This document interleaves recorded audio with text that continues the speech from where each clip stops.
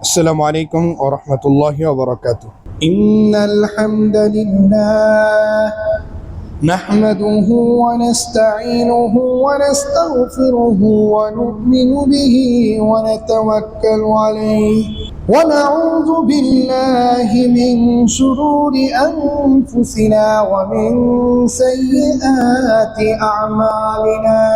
من يهده الله فلا مضل له ومن يضلله فلا هادي له. ونشهد أن لا إله إلا الله وحده لا شريك له. ونشهد أن سيدنا ومولانا محمدا عبده ورسوله صلى الله تعالى عليه وعلى آله وأصحابه وبارك وسلم تسليما كثيرا كثيرا. أما بعد، فقد قال الله تبارك وتعالى في كلامه المجيد وفي فرقانه الحميد. আমরা সকলেই পড়ি أعوذ بالله من الشيطان الرجيم. بسم الله الرحمن الرحيم. لقد كان لكم في رسول الله أسوة حسنة.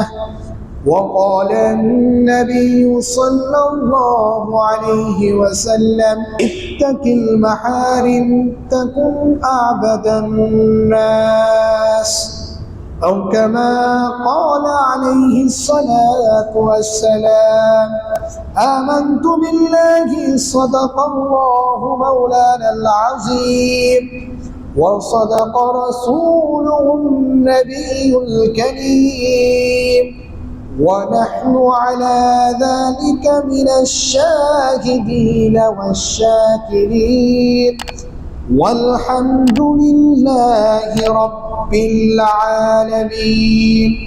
وقال الله تعالى في شان حبيبه إن الله وملائكته يصلون على النبي يا أيها الذين آمنوا صلوا عليه وسلموا تسليما. اللهم صل على محمد وعلى آل محمد كما صليت على إبراهيم وعلى آل إبراهيم إنك حميد مجيد. اللهم بارك على محمد وعلى آل محمد كما باركت على إبراهيم وعلى آل إبراهيم إنك حميد مجيد. কয়েকবার এই দোয়াটা আমরা পড়ে নেই। সুবহানাকা লা ইলমা লানা ইল্লা মা আল্লামতানা ইন্নাকা আনতাল আলিমুল হাকীম। সুবহানাকা লা ইলমা লানা ইল্লা ما علمتنا إنك أنت العليم الحكيم. سبحانك لا علم لنا إلا ما علمتنا إنك أنت العليم الحكيم. উপস্থিত সম্মানিত হাজিরিন, আল্লাহ রাব্বুল আলামিনের লাখো কোটি শুকরিয়া, যিনি আমাদেরকে দয়া করে, মায়া করে, মহব্বত করে, ভালোবেসে তিনার সর্বোত্তম ঘরে সলাতুল জুমা আদায়ের লক্ষ্যে মসজিদে আসা এবং বসার সুযোগ করে দিয়েছেন। এই জন্য আমরা সকলেই সেই মহান মালিকের দরবারে একবার উঁচু আওয়াজে বলিষ্ঠ কণ্ঠে জবান খুলে অন্তরের অন্তঃস্থল থেকে একবার কালিমাতুশ শুকর পাঠ করে বলি আলহামদুলিল্লাহ। মুহতারাম হাজরিন, আমি ইতিমধ্যে পবিত্র কোরআনে কারীমের একখানা আয়াত তেলাওয়াত করেছিলাম, যেটি সূরা আহজাবের 21 নম্বর আয়াত, এবং পাশাপাশি সর্বকালের সর্বশ্রেষ্ঠ মহামানব, মহা আদর্শ, আমার আপনার নয়নমণি কলিজার টুকরা, আকায়ে নামদার, তাজেদারে মদিনা, জনাবে মুহাম্মদুর রাসূলুল্লাহ সাল্লাল্লাহু আলাইহি ওয়াসাল্লামের অসংখ্য অগণিত হাদিস সমূহিতে একখানা হাদিস তেলাওয়াত করেছিলাম আপনাদের খেদমতে, যেটি তিরমিজি শরীফে রয়েছে, হাদিস সংখ্যা 305। রব্বে কারীম যদি তৌফিক দান করেন, কোরআনে কারীমের এই আয়াতকে পাথেয় করে এবং বিশ্বনবী জনাবে মুহাম্মদুর রাসূলুল্লাহ সাল্লাল্লাহু আলাইহি ওয়াসাল্লামের এই হাদিসকে পাথেয় করে, সামগ্রী করে, আসবাব করে, পুঁজি করে কিছু আলোচনা করার চেষ্টা করব। যা কিছুই আমি বলবো, রব্বে কারীম যেন সর্বপ্রথম আমাকে এবং আপনাদের উভয়কেই শুধু শ্রবণ নয়, শ্রবণের পাশাপাশি অবশ্যই যেন আমল করার সুযোগ করে দেয়। এই জন্য আমরা সকলেই একবার উঁচু আওয়াজে সেই মহান মালিকের দরবারে বলি আমিন। তো মুহতারাম হাজিরিন, হজের মাস সম্মানিত মাস। যত বেশি আমরা নফল ইবাদত বন্দেগী করব, ফরজ ইবাদত তো রয়েছেই, ওয়াজিব ইবাদত তো রয়েছে, এর পাশাপাশি আমরা বেশি বেশি নফল রোজা রাখার চেষ্টা করব, জিকির আজগার, তেলাওয়াত ইত্যাদি। এই সম্মানিত মাসগুলোর মধ্যে যত বেশি আমরা ইবাদত বন্দেগী করব, এই নফল ইবাদতের সওয়াব অন্য অন্য মাসে যেই সওয়াব হবে এর থেকে কিন্তু দ্বিগুণ সওয়াব আমার আপনার আমলনামার মধ্যে আমার মালিক দান করবে, সুবহানাল্লাহ। তো এই জন্য আমরা বেশি বেশি এই সুযোগে একটা যে ভালো সদ্ব্যবহার আমরা অবশ্যই যেন করি এবং বেশি বেশি সওয়াব অর্জন করে আখিরাতে যেন আল্লাহ রাব্বুল আলামিন আমাকে আপনাকে চিরশান্তির জান্নাত দান করে। আমরা সকলেই বলি আমিন। তো মোহতারাম হাজিরিন, গত জুমায় আমরা সকলেই জানি বাদশাহ আকবরের একটা ঘটনা বলা হয়েছে।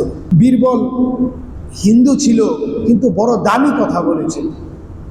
যদিও সে হিন্দু, কিন্তু কথা সত্য বলেছিল। দুনিয়াতে যারা আল্লাহর রাসূল সাল্লাল্লাহু আলাইহি ওয়াসাল্লামের এই সুন্নতের আলোকে আঁকড়ে ধরেছে, এই আলো তো তার থেকে কখনো ছুটে যাবে না, সুবহানাল্লাহ। এই আলো নিয়ে যখন সে মাটির নিচে যাবে, তখন মাটির নিচে যেই জগৎটা, যেই অন্ধকার, এই আলোর মাধ্যমেই সেই অন্ধকার জগৎটা আল্লাহ রাব্বুল আলামিন আলোকিত করে দিবে, সুবহানাল্লাহ।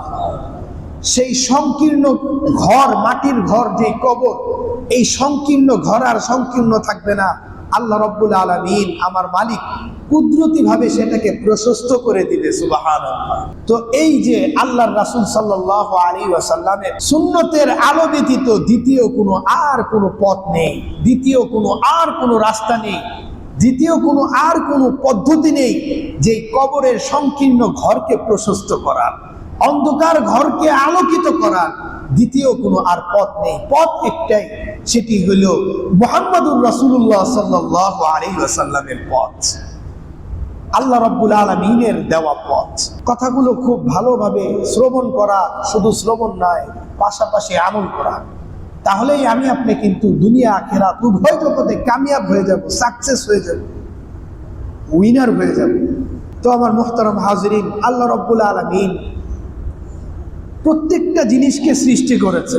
সূর্য, চন্দ্র, পাহাড়, পর্বত, নদী, নালা, পশু পাখি সবকিছুকে সৃষ্টি করেছে এবং প্রত্যেকটা জিনিসকে আমার আল্লাহ এক একটা রাস্তা দেখিয়ে দিয়েছেন, সুবহানাল্লাহ।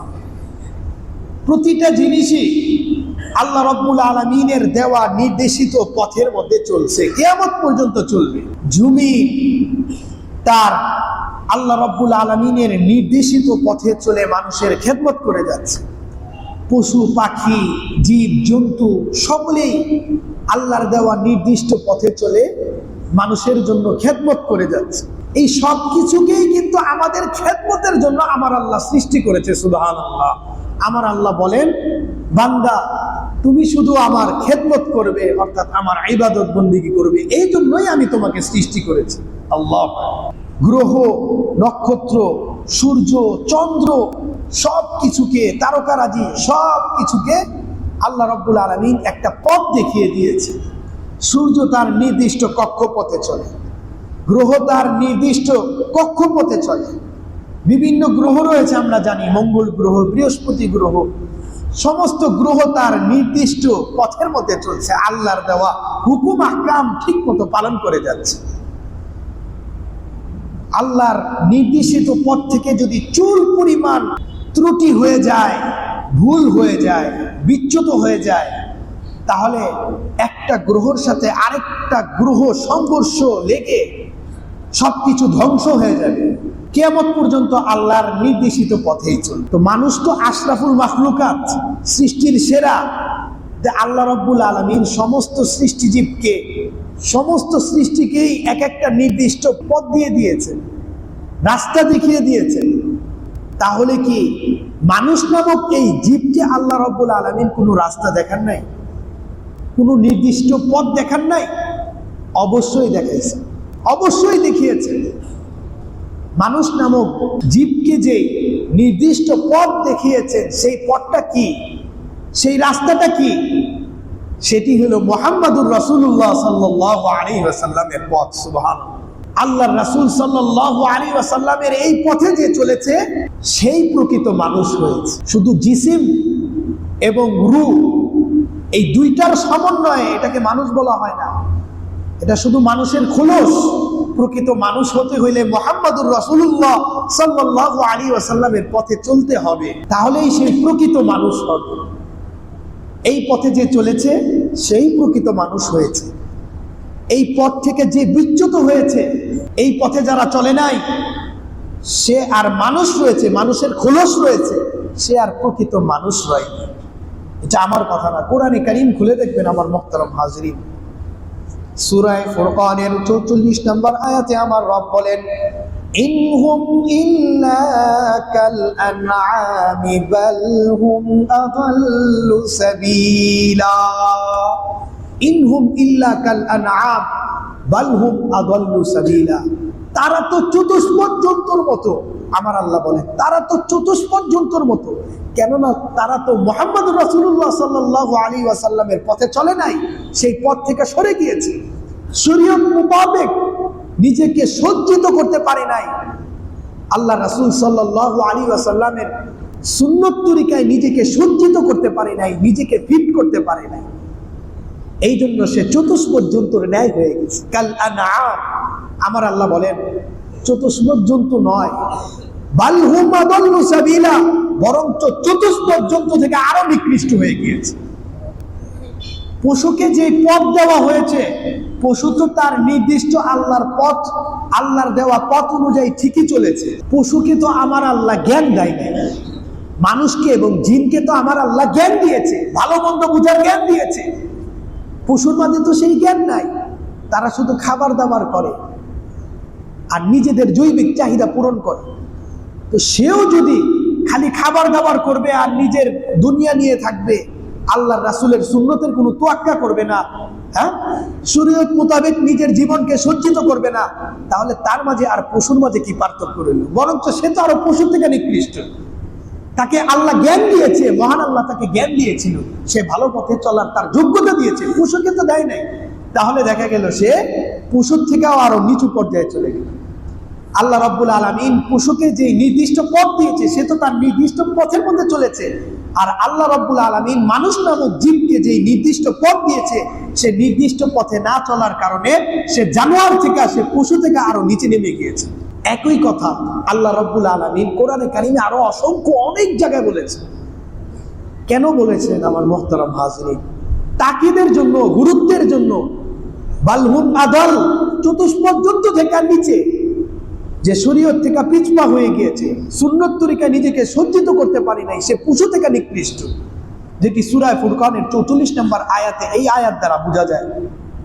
এবং আরেকটা আয়াত রয়েছে সূরা আরাফের 179 নম্বর আয়াতে, 9 পারার হাফিজি কোরআন শরীফের 13 নম্বর পৃষ্ঠার শুরুতে রয়েছে। আমার রব বলেন, ولقد ذرأنا لجهنم كثيرا من الجن والإنس لهم قلوب لا يفقهون بها ولهم أعين لا يبصرون بها ولهم آذان لا يسمعون بها أولئك كالأنعام بل هم أضل أولئك هم الغافلون ওয়ালাকাদ দারাকনা লিজাহান্নামা কাসীরাম মিনাল জিন্নি ওয়াল ইনস। আমার আল্লাহ বলেন, আমি জাহান্নামকে জিন এবং মানুষ দ্বারা পরিপূর্ণ করব। যারা আমার হুকুম আহকাম অনুযায়ী নিজের জীবনকে সাজাইতে পারে নাই, শরীয়ত মোতাবেক নিজের জীবনকে সজ্জিত করতে পারে নাই, আল্লাহর রাসূলের দেওয়া পথে যারা চলতে পারে নাই, তাদেরকে আমি কি করব? জাহান্নামের মধ্যে নিক্ষেপ করব। তাদের দ্বারাই আমি জাহান্নামকে পরিপূর্ণ করব। নাউযুবিল্লাহি মিন যালিক। কেননা লাহুম কুলুবুন লা ইয়াফকাহুনা বিহা, আল্লাহ রাব্বুল আলামিন তাদের জন্য হৃদয় দিয়েছিল, যেন এই হৃদয়ের দ্বারা তারা বুঝে, সেই অনুযায়ী আমল করে, কিন্তু তারা বুঝে নাই, বুঝার চেষ্টাও করে নাই। লাহুম কুলুবুন লা ইয়াফকাহুনা বিহা ওয়া লাহুম আ'য়ুনুন লা ইউবসিরুনা বিহা, আল্লাহ রাব্বুল আলামিন তাদেরকে চোখ দিয়েছিল, এই চোখ দ্বারা তারা চোখ ফিরিয়ে নিয়েছে। ওয়া লাহুম আযানুন লা ইয়াসমাউনা বিহা, আল্লাহ রাব্বুল আলামিন তাদেরকে কান দিয়েছিল ভালো ভালো কথা শ্রবণের জন্য, কিন্তু তারা ভালো ভালো কথা শ্রবণ করে নাই, পৃষ্ঠ প্রদর্শন করেছে।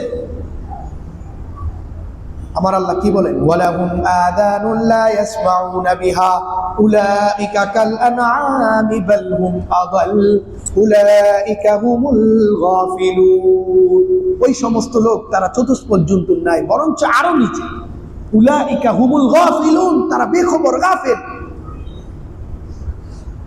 তো আমার মুহতারাম হাজিরিন, এই জন্য সময় থাকতে সময়ের কদর করতে হবে, সময়ের মূল্যায়ন করতে হবে। আল্লাহ রাব্বুল আলামিন আমাকে আপনাকে একটা হায়াতই দিয়েছেন, তো একটা হায়াতকে আমার আপনার কাজে লাগাতে হবে। আমি আপনি যদি সেই অন্ধকার কবর, মাটির ঘর, পোকামাকড়ের ঘর, সেই পোকামাকড়ের ঘরে আমি আপনি তো সকলেই যাব, তো সেটাকে যদি সজ্জিত করতে চাই, আল্লাহর রাসূল সাল্লাল্লাহু আলাইহি ওয়াসাল্লামের সুন্নতের আলোকে আমার আপনার আঁকড়ে ধরতে হবে। তাহলে দেখা যাবে সেই পোকামাকড়ের ঘর আর পোকামাকড়ের ঘর থাকবে না, হ্যাঁ, অন্ধকার ঘর আর অন্ধকার থাকবে না, আল্লাহ রাব্বুল আলামিন আলোকিত করে দিবে। সুবহানাল্লাহ। দৃষ্টি যত দূর যাবে আল্লাহ রাব্বুল আলামিন সেই পর্যন্ত কবরটাকে প্রশস্ত করে দিবে। সুবহানাল্লাহ। তো এই জন্য মুহতারাম হাজিরিন, একমাত্র নেক আমলই আমাকে আপনাকে সেই কবরের ভয়াবহ আযাব থেকে বাঁচাতে পারবে, জাহান্নামের ভয়াবহ শাস্তি থেকে একমাত্র নেক আমলই আমাকে আপনাকে বাঁচাতে পারবে। তো এই জন্য মুহতারাম হাজিরিন, দৃঢ় ওয়াদা থাকতে হবে, আমার দ্বারা যেন একটা ছোট থেকে ছোট গুনাহ যেন না হয়, এবং আমার দ্বারা যেন একটা আল্লাহর রাসূলের ছোট থেকে ছোট সুন্নত যেন না বাদ পড়ে। তাহলে দেখা যাবে ফরজ ওয়াজিব কোনো কিছুই আমার আপনার থেকে ছুটবে না। সুবহানাল্লাহ। প্রকৃত মানুষ হতে হলে তার মেহনত করতে হবে। গুনাহ থেকে বাঁচার আরো বিভিন্ন পদ্ধতি রয়েছে, বিভিন্ন তরিকা রয়েছে, লম্বা আলোচনা, সময় শেষ হয়ে যাবে। আল্লাহ পাক যদি তৌফিক দান করেন, সামনের জুমায় মোটামুটি গুনাহ থেকে বাঁচার কি কি পদ্ধতি রয়েছে, কি কি তরিকা রয়েছে, সেই অনুযায়ী যদি আমল করতে পারি, তাহলে দেখা যাবে আল্লাহ রাব্বুল আলামিন সর্বপ্রকারের গুনাহ থেকে আমাকে আপনাকে হেফাজত করছে। সুবহানাল্লাহ। অর্থাৎ আমি আপনি শয়তানের ওয়াসওয়াসা থেকে, নফসের চক্রান্ত থেকে বিরত থাকতে পারবো। সুবহানাল্লাহ। তো মানুষ হতে হলে সর্বপ্রথম মেহনত করতে হবে অন্তরের উপরে, অন্তরের ইসলাহ করতে হবে। মেহনত করার মাধ্যমেই আমি আপনি প্রকৃত মানুষ হতে পারবো। প্রকৃত মানুষ হতে হলে নিজেকে তৈরি করতে হবে, নিজেকে গঠন করতে হবে। তো আমার মুহতারাম হাজিরিন, প্রতিটা জিনিস তৈরির জন্য, গঠন করার জন্য প্রত্যেকটা জিনিসের নমুনার প্রয়োজন হয়, মডেলের প্রয়োজন হয়, নকশার প্রয়োজন হয়। কথা ঠিক কিনা? তো মানুষ হওয়ার জন্য তার একটা নকশার প্রয়োজন রয়েছে, মডেলের প্রয়োজন রয়েছে। যেমন মুহতারাম হাজিরিন, উদাহরণস্বরূপ কেউ যদি একটা দালান নির্মাণ করে, অবশ্যই তার ওই বাড়ির কিন্তু নকশার প্রয়োজন হবে, তার ইঞ্জিনিয়ার সাহেবের কাছে যেতে হবে। তো ইঞ্জিনিয়ার সাহেব কিন্তু নকশা অনুযায়ী সেই বাড়িটাকে নির্মাণ করবে। শুধু ময়দানকে কিন্তু বাড়ি বলে, খালি জমিনকে কিন্তু বাড়ি বলা হয় না। জমিনের উপরেই কিন্তু বাড়িটাকে নির্মাণ করা হয়। ঠিক বাড়ি নির্মাণের সাথে আবার নকশারও প্রয়োজন হয়। নকশার সাথে যদি মিল না থাকে তাহলে বাড়িওয়ালা কিন্তু সেই বাড়িটাকে কবুল করবে না, একসেপ্ট করবে না, গ্রহণ করবে না। আর খালি ময়দান কেউ, খালি জমিন কেউ কিন্তু বাড়ি বলে না। কেউ বলে বাড়ি বলে, কেউ বাড়ি বলে না। এক খণ্ড জমিনের উপরেই কিন্তু বাড়ি নির্মাণ করতে হয়। ঠিক একই ভাবে নকশার ব্যতীত কেউ কিন্তু সেই বাড়িটাকে গ্রহণ করবে না। ঠিক একই ভাবে আমরা দুনিয়ারটা বুঝি কিন্তু আখিরাতটা বুঝি না। ঠিক একই ভাবে শুধু খালি দেহের ময়দানটাকে মানুষ বলা হয় না, কিন্তু মানুষ বলা যায় না। এই দেহের ময়দানের উপরে কাজ করেই তাকে প্রকৃত মানুষ হতে হবে। আর প্রকৃত মানুষ যে হতে হবে তার একটা মডেলের প্রয়োজন, তার একটা নকশার প্রয়োজন। সেই নকশাটাই হইল, সেই মডেলটাই হইল মুহাম্মদুর রাসূলুল্লাহ সাল্লাল্লাহু আলাইহি ওয়াসাল্লাম। সেই নকশার সাথে মিল রেখে সেই যদি মেহনত করে থাকে তাহলেই সেই প্রকৃত কি হয়ে যাবে? প্রকৃত মানুষ হয়ে যাবে। আর সেই নকশার সাথে মিল না রেখে যদি নিজেকে না সজ্জিত করতে পারে তাহলে সে মানুষ হবে, মানুষের ভুলস হবে, প্রকৃত মানুষ সে আর কখনো হবে না। আল্লাহ রাব্বুল আলামিন তাকে গ্রহণ করবে না, বরঞ্চ তাকে আগুনে নিক্ষেপ করবে, বরং সে আবর্জনা হয়ে গিয়েছে, ময়লা হয়ে গিয়েছে। নাউযুবিল্লাহি মিন যালিক। আমরা যেমন ঠিক নকশার সাথে মিল না থাকলে, সেই ইঞ্জিনিয়ারের দেওয়া নকশার সাথে যদি মিল না থাকে, আমরা যেমনি ভাবে বাড়িটাকে গ্রহণ করি না, আমি আপনি যদি মুহাম্মদুর রাসূলুল্লাহ সাল্লাল্লাহু আলাইহি ওয়াসাল্লামের দেওয়া পথে যদি না চলি তাহলে আল্লাহ রাব্বুল আলামিনও আমাকে আপনাকে গ্রহণ করবে না। আল্লাহর রাসূল সাল্লাল্লাহু আলাইহি ওয়াসাল্লামের নকশার সাথে মিল রেখে যদি আমি আপনি নিজেকে গড়তে পারি, সজ্জিত করতে পারি, তাহলেই আল্লাহ রাব্বুল আলামিন আমাকে আপনাকে কবুল করবেন, গ্রহণ করবেন।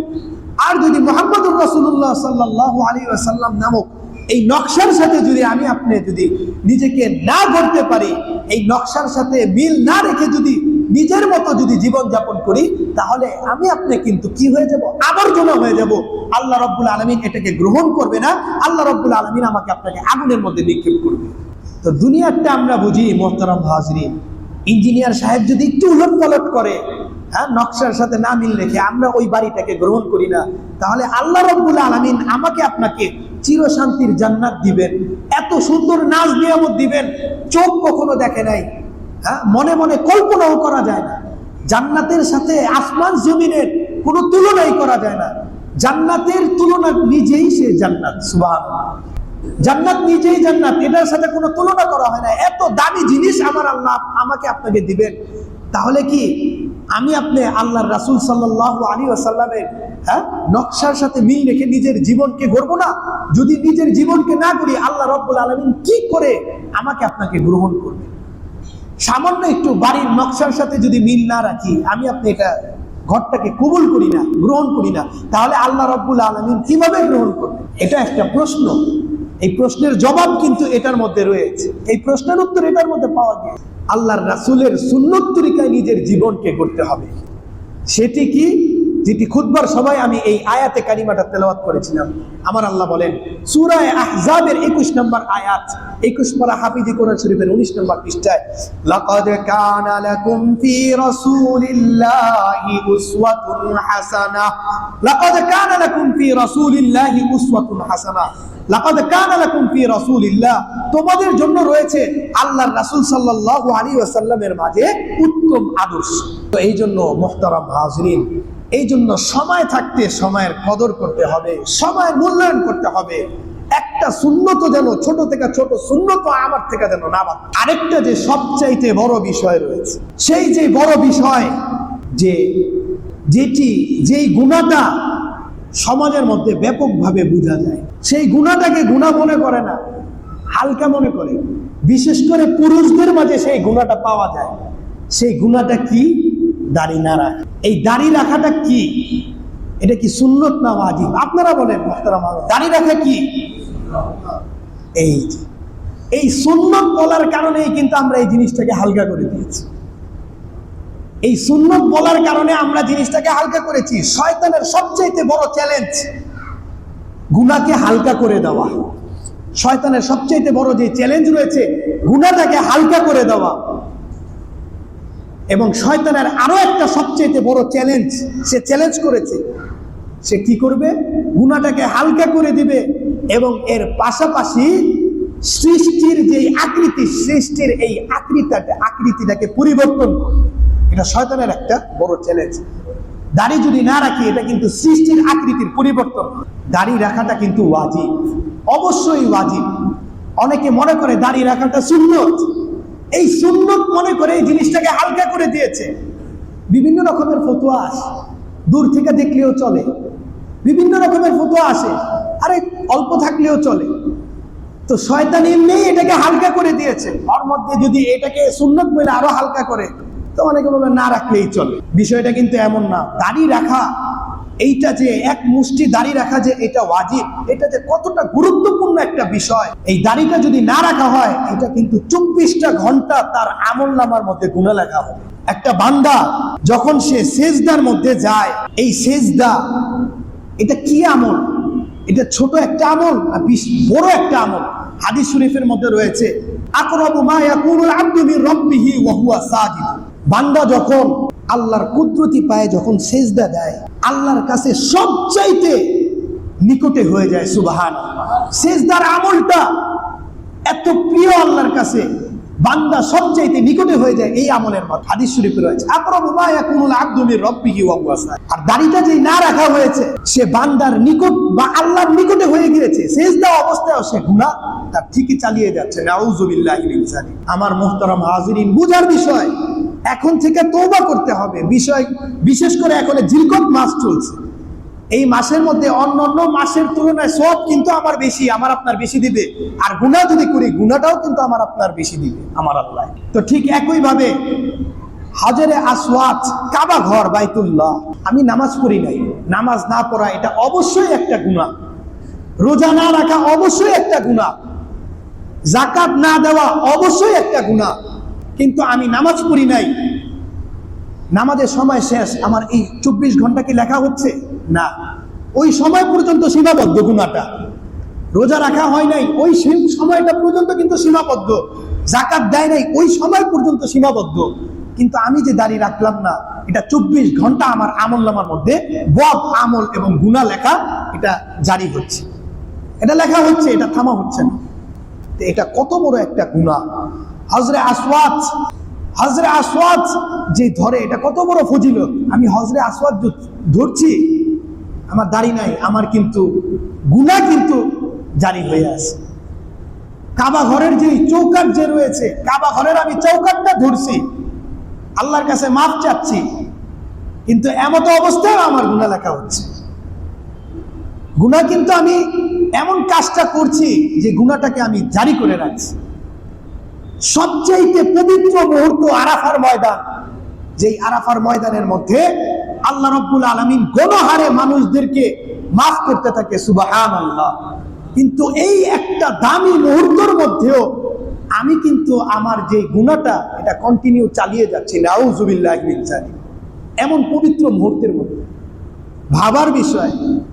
আরে আরো ভয়ঙ্কর বিষয়, আরো যে বড় ভয়ঙ্কর বিষয় রয়েছে, আমি নামাজ পড়ি নাই। নামাজ, রোজা, হজ, যাকাত এগুলো তো অবশ্যই করতে হবে। কেউ নামাজ পড়ে নাই, কিন্তু তার শরীরের মধ্যে এই নামাজ না পড়ার গুনাহ কি তার সাথে লেগে রয়েছে? লেগে নাই। কেউ রোজা রাখে নাই, এই যে রোজাটা যে রাখা হয় নাই, এই যে এই গুনাহটা কি মৃত্যুর সময় তার লেগে থাকে? বলেন মুহতারাম হাজিরিন, একটা মানুষ যখন মারা যায় বেনামাজি, কেউ বুঝে সে বেনামাজি, ঘরের লোকেরা হয়তো বা বুঝে, বাইরের লোকেরা বুঝে সে বেনামাজি। রোজা রাখে নাই, বেরোজাদার, ঘরের লোকেরা বুঝে বেরোজাদার, কিন্তু অন্য মানুষরা কি বুঝে সে বেরোজাদার। যাকাত না দেনেওয়ালা বুঝে, হজ না করনেওয়ালা বাইরের মানুষরা বুঝে না। কোন গুনাহ, এই গুনার আলামত গুলো তার শরীরের মধ্যে ফিট থাকে না। একমাত্র দাড়ি না রাখা, এটা এমন একটা ভয়ঙ্কর গুনাহ। এই গুনাহটা কেমন যেন সে মৃত্যুর পরেও এই গুনাহটা তার সাথে লাগিয়ে রাখছে। আর কেমন যেন নাউযু বিল্লাহি মিন যালিক, সে দুনিয়ার মানুষদেরকে কেমন যেন সে বলছে, আমি তোমাদেরকে সাক্ষী রেখে গেলাম আমি গুনাহগার। নাউযু বিল্লাহি মিন যালিক। আমরা সকলেই জোরে বলি নাউযু বিল্লাহ। আরো জোরে বলি নাউজুবিল্লাহ। এটা ভাবার বিষয়। তো এই জন্য মোহতারাম হাজরিন, আমি যে দাড়িটা না রাখা, দাড়ি চাচি, এটা কি রয়েছে? স্মার্ট হওয়ার জন্য, সুন্দর দেখানোর জন্য? আরে আমার মোহতারাম হাজরিন, এমনকি কাফের মুশরিকরা যারা আছে তাদের বইয়ের মধ্যেও লেখা পাওয়া যায়, লিখনির মধ্যে পাওয়া যায়, কাফের মুশরিক অমুসলিমদের বইয়ের মধ্যেও, এই জমিনের বুকে যদি স্মার্ট পুরুষ হয়ে থাকে, স্মার্ট পুরুষ যদি হয়ে থাকে, সুন্দর পুরুষ যদি হয়ে থাকে, তিনি হলেন মুহাম্মদুর রাসূলুল্লাহ সাল্লাল্লাহু আলাইহি ওয়াসাল্লাম। তিনি কি দাড়ি না রেখে স্মার্ট হয়েছেন, না দাড়ি রেখে স্মার্ট হয়ে? অবশ্যই দাড়ি রেখে স্মার্ট হয়েছে। তো মোহতারাম হাজরিন, আল্লাহ রাব্বুল আলামিন যদি তৌফিক দান করেন, শয়তানের সবচাইতে যে বড় চ্যালেঞ্জের যে বিষয় রয়েছে, গুনাহকে হালকা করে দেওয়া, গুনাহকে হালকা করে দেওয়া এবং সৃষ্টির যে আকৃতি পরিবর্তন ঘটানো, এই যে দাড়ি না রাখা, এটাও কিন্তু সৃষ্টির আকৃতির পরিবর্তন হয়। পুরুষ এবং মহিলার মাঝে পার্থক্যই রয়েছে দাড়ির মাধ্যমে। এই আকৃতি পরিবর্তন করা দেওয়া হয়ে গেছে, যেটি সূরা নিসার 119 নম্বর আয়াত 5 নম্বর পারার হাফিজি কোরআন শরীফের 16 নম্বর পৃষ্ঠার শেষের মধ্যে রয়েছে। ওয়ালা উদিল্লান্নাহুম ওয়ালা উমান্নিয়ান্নাহুম ওয়ালা আমুরান্নাহুম, আরেক জায়গায় রয়েছে ফালা ইউগাইয়িরুন্না খালকাল্লাহ ওয়া মান ইয়াত্তাখিদিশ শাইতানা ওয়ালিয়াম মিন দুনিল্লাহি ফাকাদ খাসিরা খুসরানাম মুবিনা। দাড়ি না রাখার বিষয় অনেকে বলে কোরআনে কারিমে নাই। কোরআনে কারিমের এই আয়াতের মধ্যেও পাওয়া যায় দাড়ি না রাখার বিষয়, হাদিসে তো রয়েছে, কোরআনে কারিমের এই আয়াতেও রয়েছে। সূরা নিসার 119 নম্বর আয়াত 5 পারার হাফিজি কোরআন শরীফের 16 নম্বর পৃষ্ঠা শেষে। আকৃতিকে পরিবর্তন করে দেওয়া, এটা শয়তানের কারসাজি, ষড়যন্ত্র। দাড়ি না রাখা, এটাও তো আকৃতি পরিবর্তন হয়, কোরআনে কারিমের এই আয়াত দ্বারা বোঝা যায়। এই আয়াতের আরো ব্যাখ্যা রয়েছে, ব্যাখ্যা করতে নিলে আরো অনেক সময় লাগবে। তো গুনাহ ছাড়ার আরো কয়েকটা পদ্ধতি রয়েছে। আল্লাহ পাক যদি তৌফিক দান করেন, সামনের জুমার মধ্যে হজ নিয়ে কিছু মোটামুটি আলোচনা করা হবে। তো যাই হোক মুহতারাম হাজরিন, যা কিছুই বলেছি, যারা দাড়ি না রাখি, আমরা এখনই তওবা করি, আল্লাহর কাছে তওবা করে এখনই রেখে দিই। কার কখন মৃত্যু আসে কেউ বলতে পারে না। এমনও হতে পারে আজকে আমার জীবনের শেষ দিন, আরে এমনও তো হতে পারে আমার আপনার বাজারের মধ্যে কাফনের কাপড় এসে বসে, এমনও তো হইতে পারে। তো এই জন্য মুহতারাম হাজরিন, সময়কে কদর করতে হবে, সময়কে মূল্যায়ন করতে হবে। আমরা আজই তওবা করি, এমন একটা গুনাহ এটা 24 ঘন্টা আমার আপনার আমলনামার মধ্যে লেখা হয়, এটা স্বাভাবিক বিষয় না। ফতোয়ার কিতাব রয়েছে, একটা ফতোয়ার কিতাব রয়েছে আহসানুল ফতোয়া, যেটার দ্বারা মুফতি সাহেবগণ ফতোয়া দিয়ে থাকে। আহসানুল ফতোয়া নামক কিতাবের মধ্যেও পাওয়া যায় যে এইটা 24 ঘন্টার একটা গুনাহ। এই গুনাহটা 24 ঘন্টা তার লেখা হতে থাকে, ভালো ভালো কাজ করে তার গুনাহ লেখা হতেই থাকে। তো এই জন্য মুহতারাম হাজরিন, আমরা যারা এই গুনাহের শিকার রয়েছি, আল্লাহর কাছে তওবা করে আমরা এটা মাফ চেয়ে নিই। তো যা কিছুই বলেছি, আমাদের থেকে ছোট সুন্নত যেন আমাদের থেকে না বাদ করে, তাহলে দেখা যাবে আমরা আল্লাহর নেককার প্রিয় বান্দা হয়ে যাব। সুবহানাল্লাহ। দেখা যাবে বড় বড় আর ওয়াজিব যেটা রয়েছে, ফরজ যেগুলো রয়েছে, এইগুলো আমাদের থেকে কোশ্চিন কালেও ছুটবে না, যদি আমি এই নিয়ত রাখি আমার থেকে ছোট সুন্নত যেন না বাদ। नक्शे कदम नबी के है जन्नत के रास्ते, नक्शे कदम नबी के है जन्नत के रास्ते, अल्लाह से मिलाते हैं सुन्नत के रास्ते। सुबहान अल्लाह। তো আমার মুহতারাম হাজরিন, যা কিছুই আমি বলেছি, রব্বে করিম যেন সর্বপ্রথম আমাকে এবং আপনাদের উভয়কেই শুধু শ্রবণ নয়, শ্রবণের পাশাপাশি অবশ্যই যেন আমল করার সুযোগ করে দেয়। এই জন্য আমরা সকলেই একবার সেই মহান মালিকের দরবারে উচ্চ আওয়াজে বলি আমিন। আরো জোরে বলি আমিন আমিন। ওয়া আখিরু দাওয়ানা আনিল হামদুলিল্লাহি রাব্বিল আলামিন।